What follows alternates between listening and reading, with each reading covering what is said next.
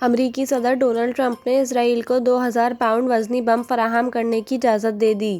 غیر ملکی media reports کے مطابق امریکی صدر ڈونلڈ ٹرمپ نے اسرائیل کو 2000 پاؤنڈ وزنی بم فراہم کرنے کی اجازت دیتے ہوئے کہا کہ اسرائیل کو آج ہی یہ دیں گے۔ وہ طویل عرصے سے ان کا انتظار کر رہے تھے۔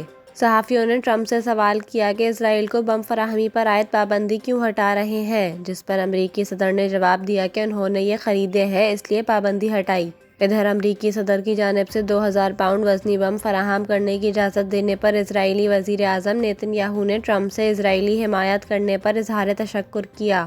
نیتن یاہو نے سوشل میڈیا پر پیغام جاری کرتے ہوئے کہا کہ اسرائیلی دفاع کے لیے حمایت پر صدر ٹرمپ آپ کا شکریہ۔ اپنے مشترکہ دشمنوں کا مقابلہ کرنے کے لیے ضروری آلات دینے کا وعدہ پورا کرنے کا بھی شکریہ۔ عرب میڈیا کے مطابق بائیڈن انتظامیہ نے غزہ میں شہریوں پر اسرائیلی بمباری پر ان بموں کی فراہمی روکی تھی۔